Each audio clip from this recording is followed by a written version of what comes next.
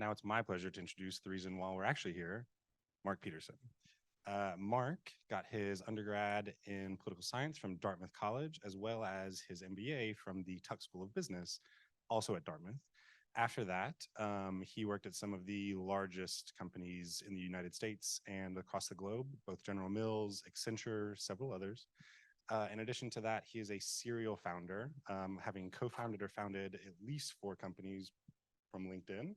There may be more. The first of which he did while he was still in undergrad during his college days, and most recently, Ziscuit, which I probably will butcher this, but it's essentially an online platform that allows grocery shoppers to optimize what they're searching for among their neighborhood grocery stores and saves an average of $10, $15 per cart. That is Mark. Welcome. Thank you. Thank you again for being here. I think when I first started doing the research for this, as someone who came to an MBA program to potentially pursue, honestly, venture capital and or startups, I was very impressed by the fact that you've done this multiple times. So I'd love to kind of, start off with a little bit of how you think about leading these companies, and then get into a little bit of, what drove you to be a serial founder and things like that. So I think I've got just, a big overarching first question. We want to talk about leadership inside of some of these companies. What does leadership mean to you? That's a great question. I think my mom used to always say leadership, the activities you take when nobody's looking, all the things that you do when nobody's looking. And I've kind of broken them up into 6 pieces. Accountability, community building, guerrilla tactics, empathetic listening, motivation, and vision. To me, that makes up a leader. And I've been inspired by different people with those different areas. Of course, accountability, my mom and dad taught me that, right? You're the one on the hook at the end of the day. Community building, I got that from George Washington Carver, right? If you're gonna do something, do it to make the world a better place, but you can't do it by yourself. You gotta be able to bring in the right skill sets, the right individuals who also see that vision. Guerrillapreneur tactics, that's taking common things and having an uncommon impact. And for those who grew up the way I grew up, lacking resources, you got to be able to take those common things and imagine them in other ways so they have a bigger impact. And that's been a big part of what has helped change this country. Empathetic listening. And what I mean by that is truly putting yourself in someone else's shoes. As a leader, if you can't do that, don't lead. Because your job, or at least the way I perceive it, is to get all the bodies across the finish line. Every company I've started with the lowest salary in the company, because I believe my mission is to train, build, and grow the people who have signed up for my vision and not the other way around, right? When I look at motivation, if you can be the best, right? Don't allow yourself to come in less than what you're going to give. Coaches say, leave it on the field. And I do. When I start out with a project, I'm burning all the ships as soon as I hit the shore. There's no looking back. Okay. And then the final piece of that leadership, as I mentioned, has to do with vision. And Dr. King is probably the absolute best inspiration for me. Because when I look at Dr. King, you think about the impact that was made during the civil rights movement.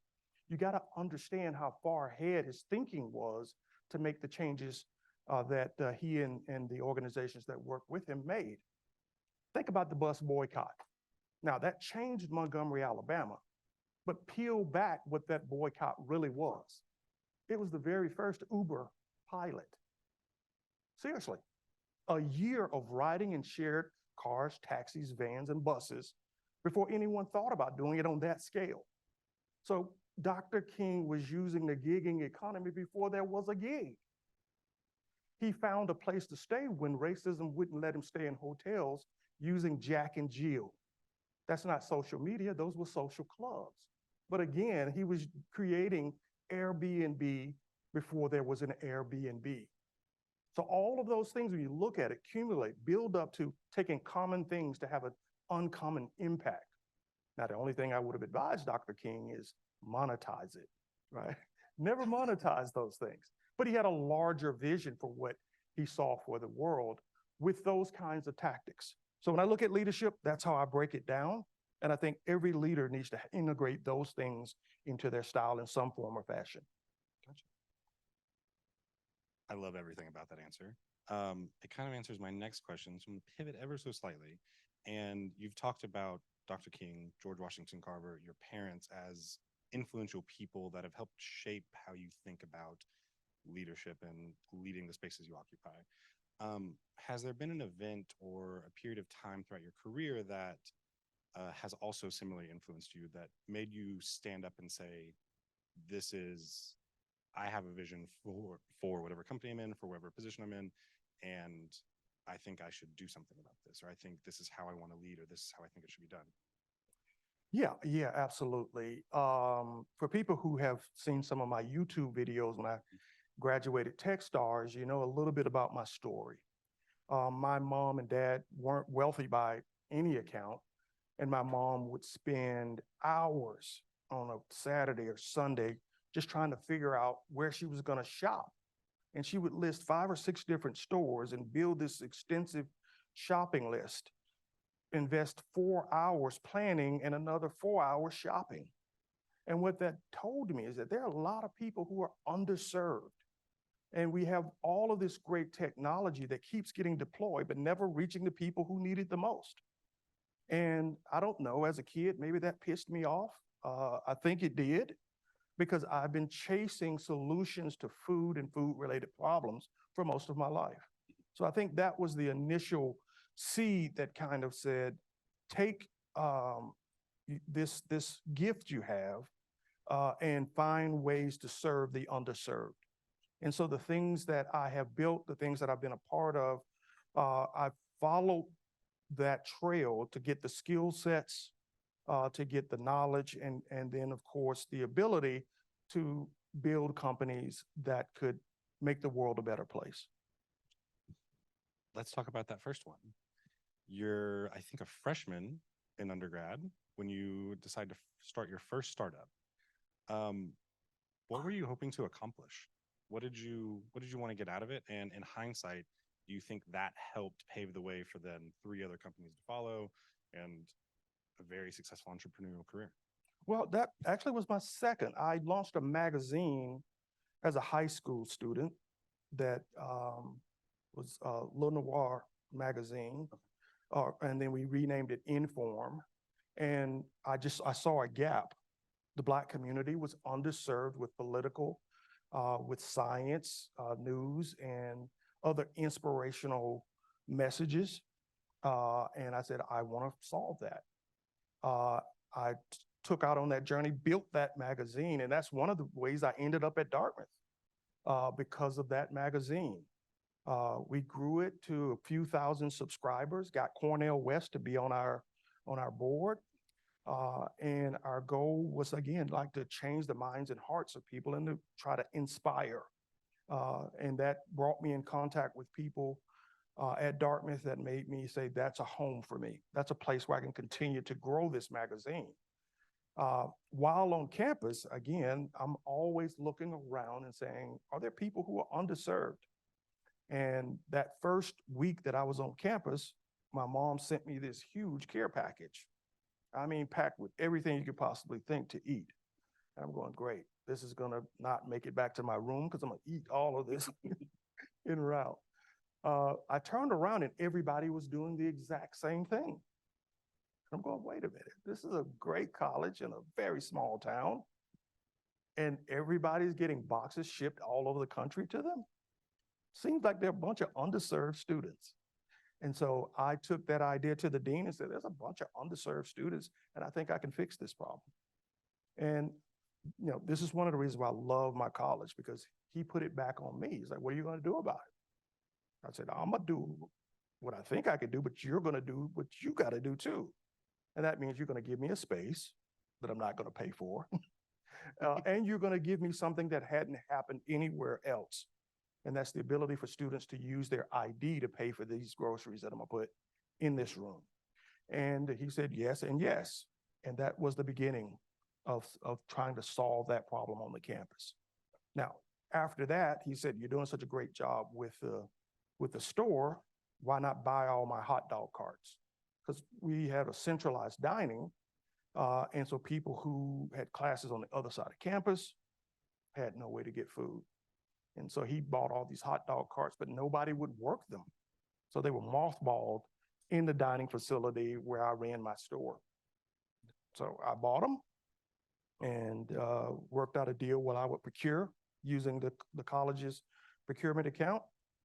And we brought them out during the day, but we brought all of them out at night on Fraternity Row.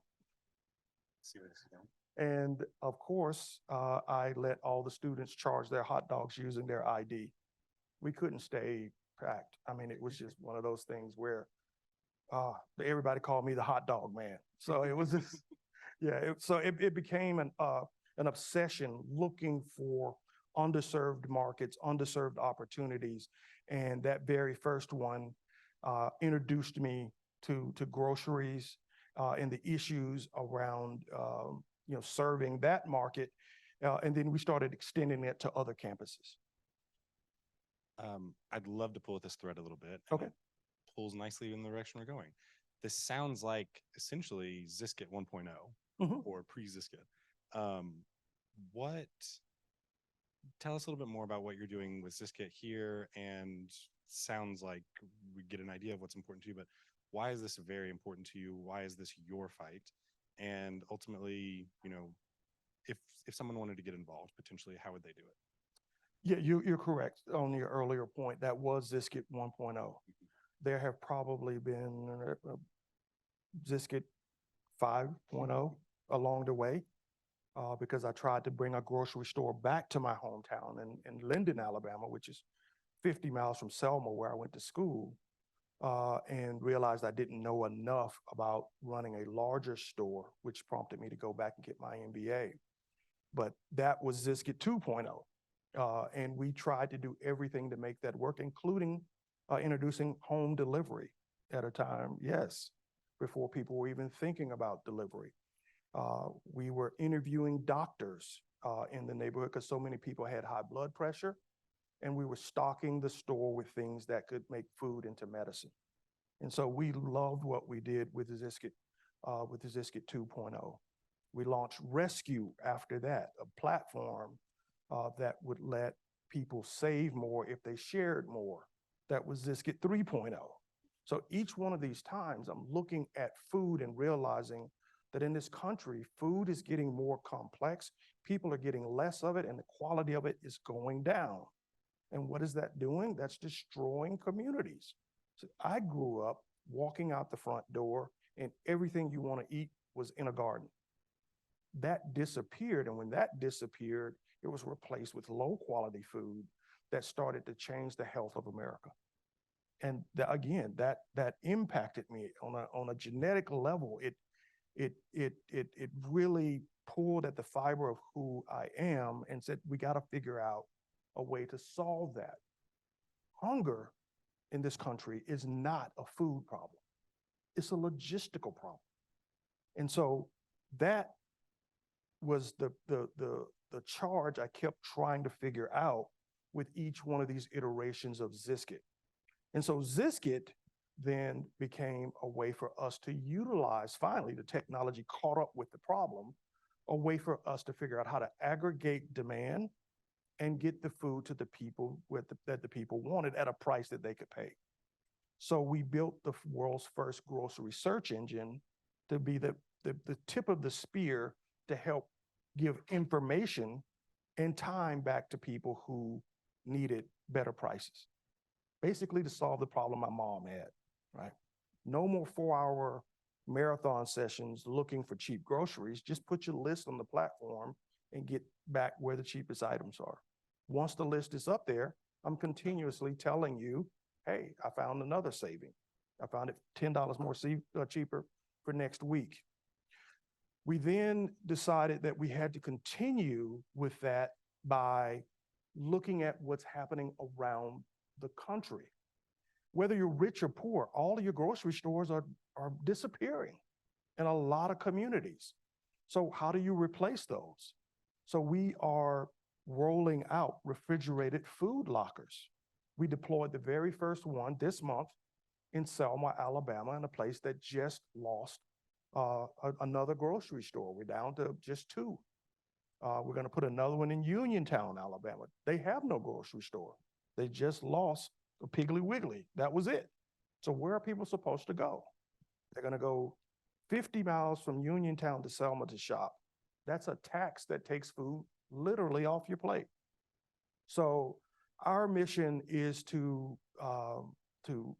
take this model and do for groceries what has been done in the automotive industry, which is eliminate a lot of the middle points that eat up cost and time and allow merchants to be more closely aligned with what people want to buy right now. So the grocery store model is, I'm gonna build it, and you're gonna come, but I'm gonna hold all this excess, right? All the things that you didn't buy have to sit on that shelf. For those of you who are MBA students, you know that carrying cost of inventory can't afford to do that anymore with all the supply shortages that we're dealing with. You gotta come up with a new model. Ziscuit's gonna be that new model. Love that. Okay, let's continue down this because I'm hearing a lot of it's personal experience. Mm-hmm. It's a desire to, I think, provide a more equitable and fair opportunity at just a basic need, Mm-hmm. putting food on the table for families. How have these things, equity, what we're talking about, leadership, what we're talking about, how have these things interacted throughout your career? Is this a thing you think you could have done in a more corporate environment, working at Accenture, General Mills, large food distributor? Do you think you needed to found companies to do this? And then could you just talk about how, you know, your career up to date has also impacted your desire to, you know, solve this problem? That's a great question. My last startup was called Pride Rock. It was a biometrics startup. We started out being a security company. And then we realized kind of our first application was one built around a burning platform of getting fingerprints sent to the FBI. Okay. The old method was paper cards, mailing them, getting them back 18 weeks later, and with a 90 to 95% reject rate. So 9 of 10 cards had to be resubmitted. And that was fine before the world got a lot riskier. I looked at that and said, that's too risky. There are too many people who could do too great a harm. And I needed to change that. I needed to shorten that window. So we built a platform that we could deploy at UPS stores where people could be digitally fingerprinted and have those results returned in 12 seconds. We were inspired to do that because of Jessica Lonsford, 8-year-old girl who was abducted from her school and raped, killed, and buried behind her school. The man who did it had a rap sheet longer than your arm. But the background checks at the time were only local checks, where you would look in the county where he lived, not in all the other states where he committed a crime. Had we done a fingerprint check, she'd been alive today.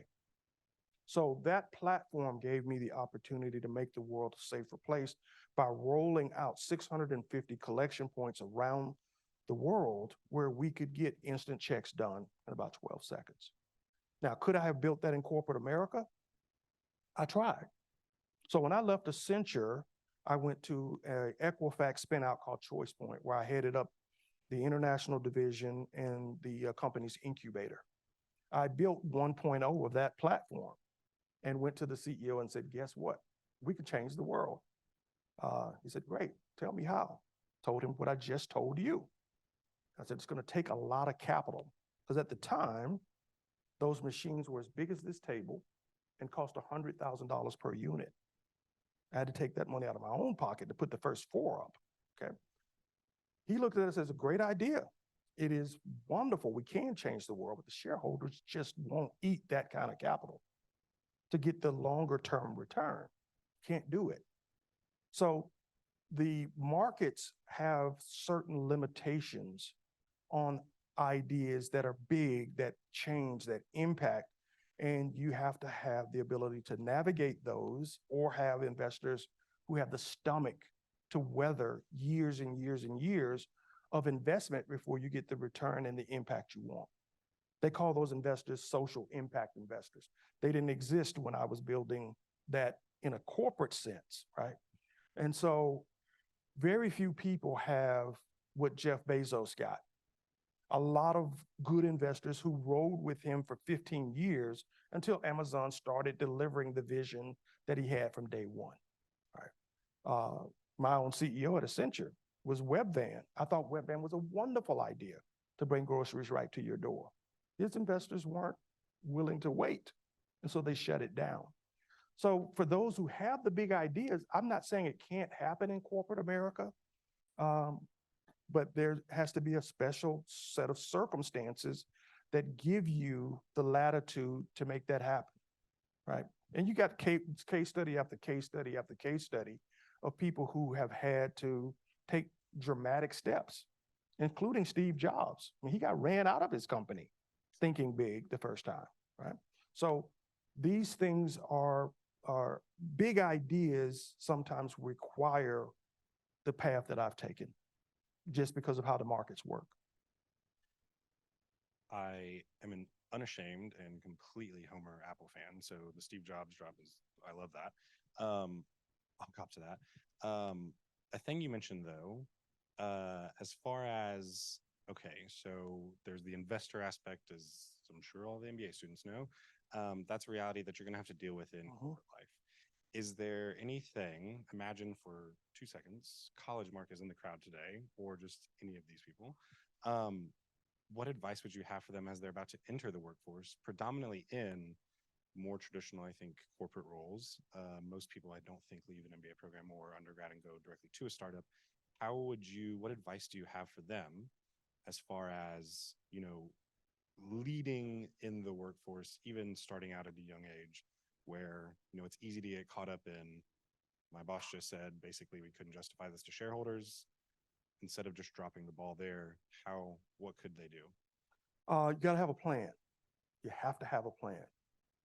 Start out first, skill set hungry, not job title hungry, right? When I started working corporate America, I had a plan to acquire skills that were in my blind spots. So I chased skills and opportunities that would fill in those blind spots. And so, as I mentioned during our chat earlier, working as a consultant at Accenture was basically MBA 2.0. I was getting paid to solve some of the toughest problems in the world and given some very smart people to do that with.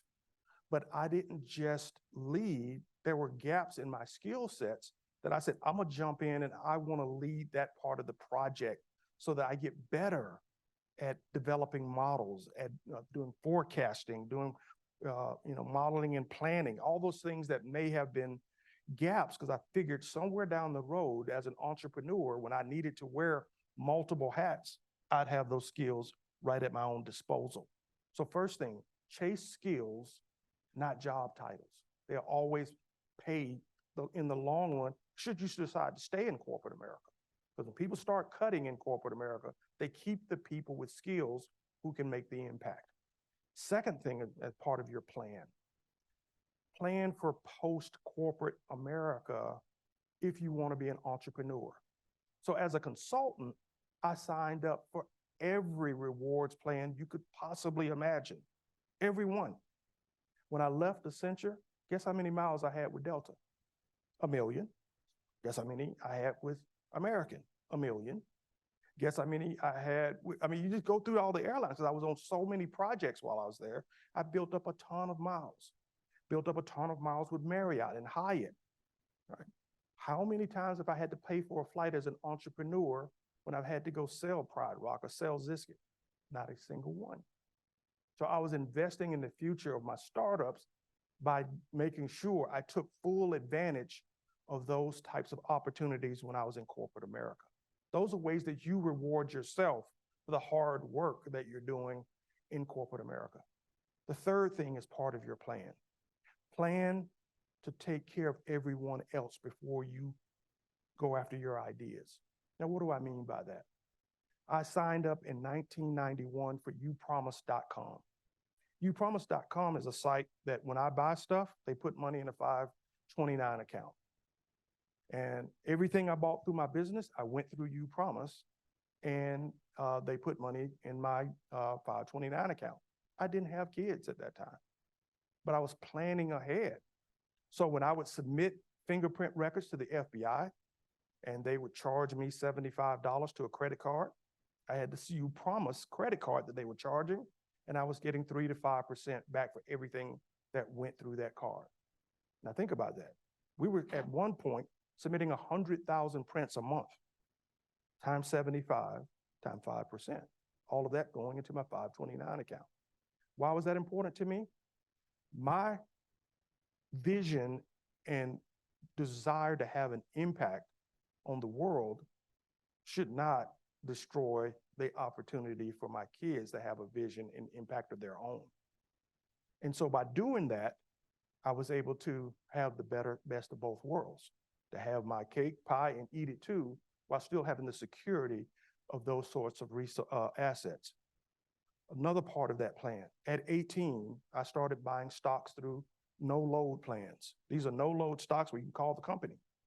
Say, hey, 1-800 number, call Coca-Cola. I want to buy a share of Coke. I bought my first share at 18 and enrolled in the dividend reinvestment program. Haven't given it up since then. I got enough shares now. They keep calling me. Are you coming to the annual meeting? I did that at General Mills when I got my signing bonus, the whole signing bonus.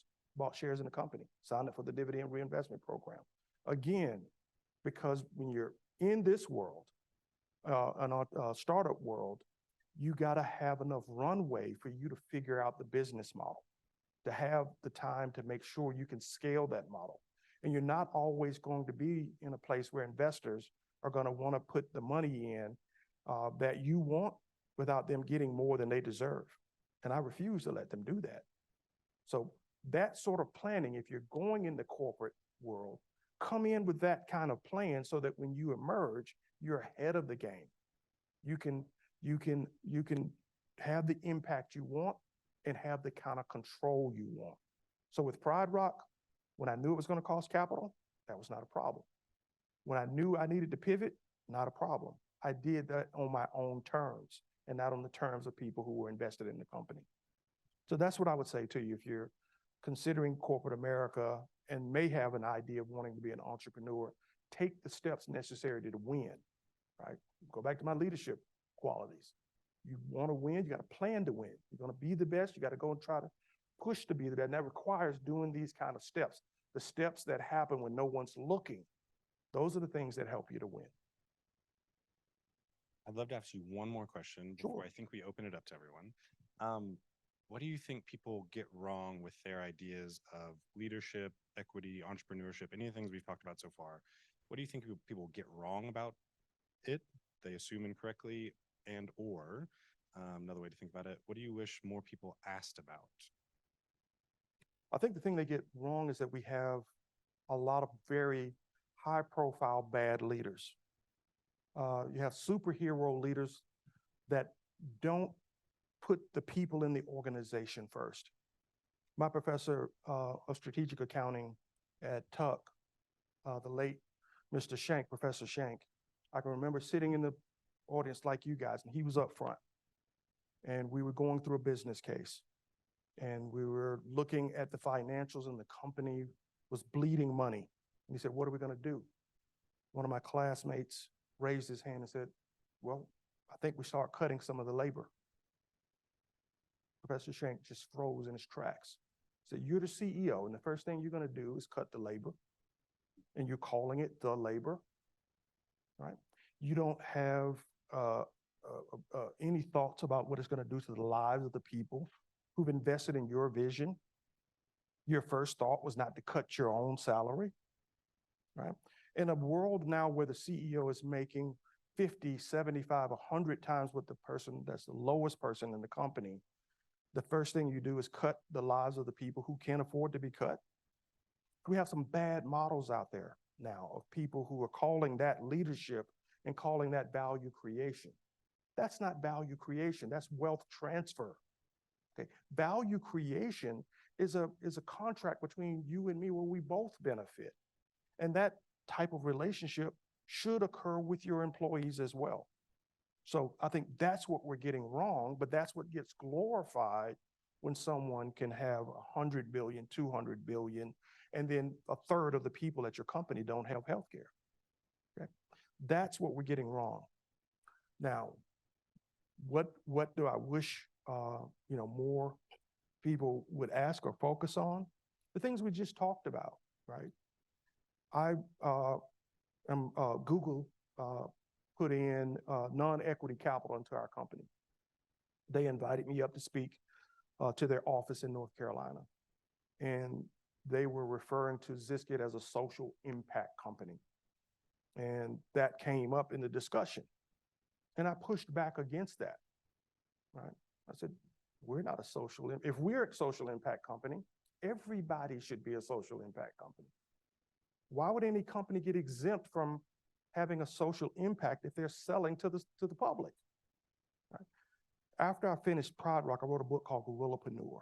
And in that book, that's what I push back on, particularly on Apple, right? You're making stuff where you're forcing people to continue to upgrade and buy new phones, but never had a plan for how you can reuse the old ones, right? And it took being shamed into that. That should have been part of the original business model. Now, there were early entrepreneurs, and people may not know this, but Henry Ford recycled bumpers on the old Model T. Anybody like the grill? Anybody here like the grill? Nobody likes the grill? Okay. Kingsford, that was started by Henry Ford. That was the leftover wood from making the Model T. Kingsford is the name of his brother-in-law, the lawyer in the family, who he put in charge of taking those briquettes and selling them. What did he do with the profits from Kingsford? He raised the salary of the people that were on the line making the Model T. You see what I'm saying? So there are opportunities for every company to be a social impact company if you have the leadership qualities we're talking about. But too many do not, and they leave a legacy that we are now suffering with. Poison aquifers, poison environment, poison water, poison air, because that part of building a company was never factored into the cost of running that company.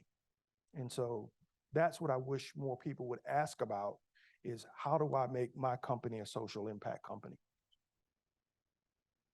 Well, I'd like to thank you first. We're not done yet. We're going to open it up for Q&A. Sure. Okay. But thank you so much for all of those.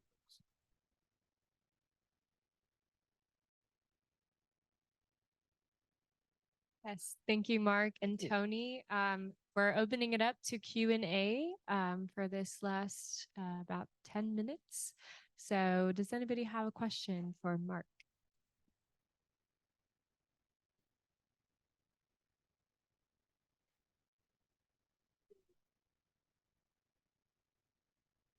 Correct.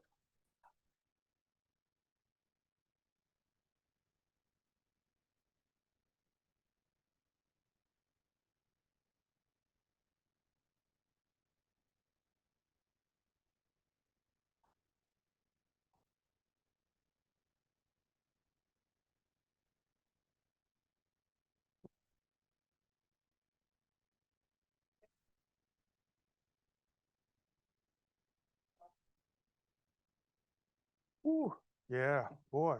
Tons of failures. Vision, like Dr. King said, you can see the other side. He didn't tell you that there was a real rocky path to get there. And every entrepreneur has that path you have to walk where failure leads to success if you can take the learnings from them. Let's start with Pride Rock. Pride Rock, we spent a ton of time building functionality without thinking about security.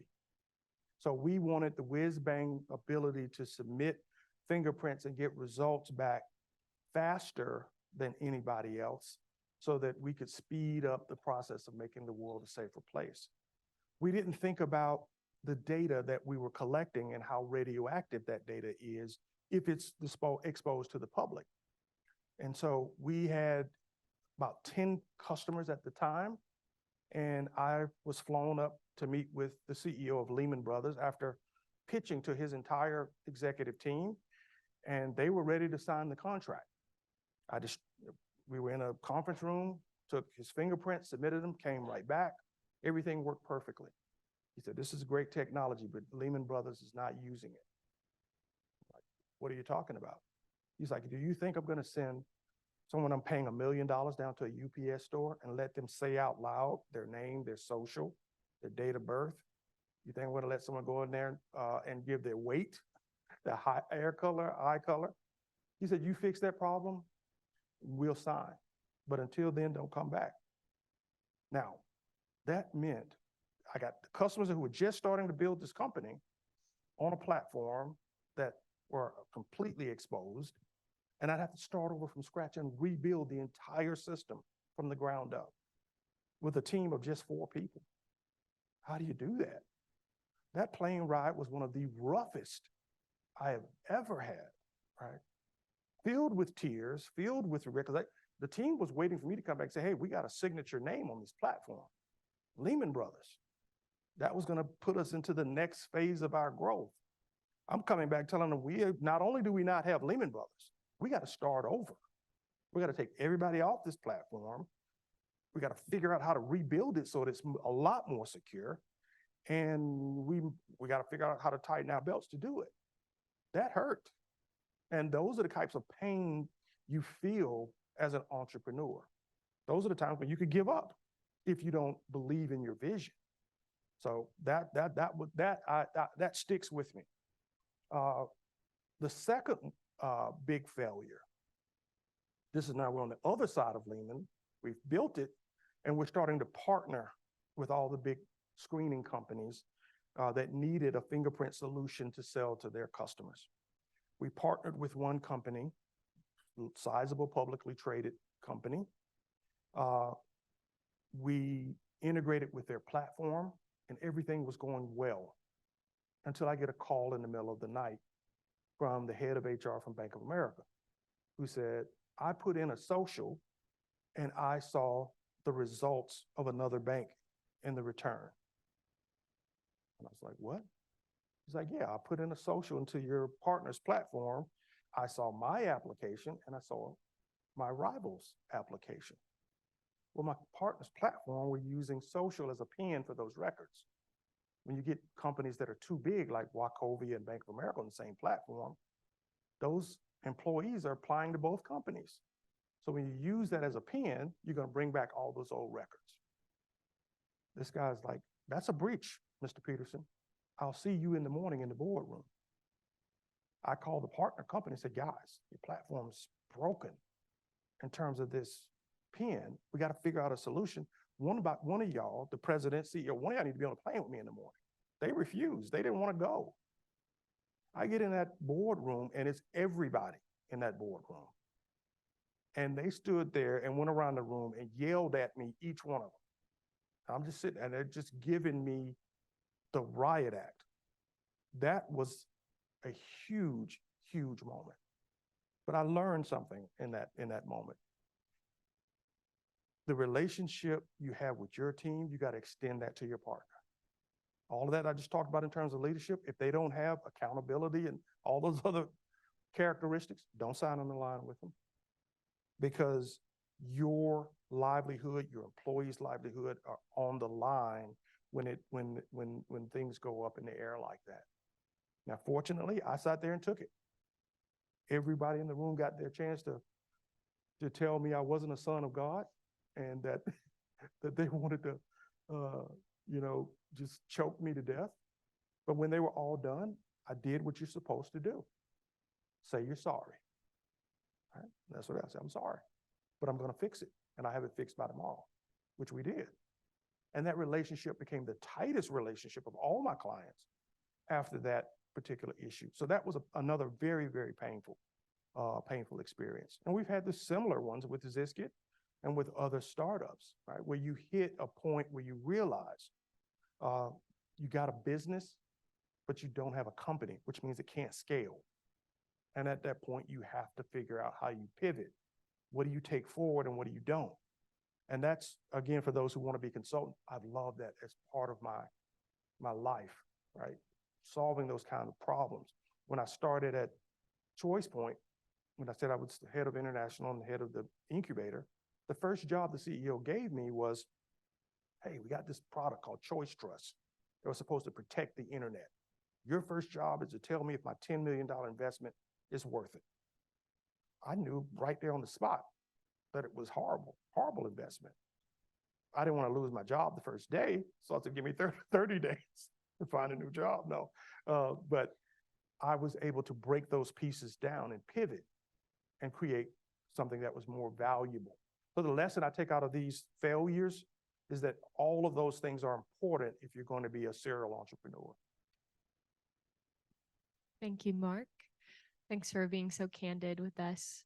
And we'll take one more question from the audience. Right here. Thank you. My name is Peterson.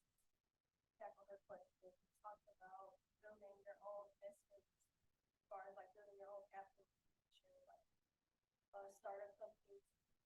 Two parts. Was there ever, I guess, when you're building these startups, is there a limit on your own personal capital that you were willing to invest in, or were you going all in at like most people like to fit entrepreneurs? And two, who were your main, I guess, investors outside of, well, you said that corporates weren't looking to invest, so who was investing in your companies, and were you leveraging like social impact to kind of build?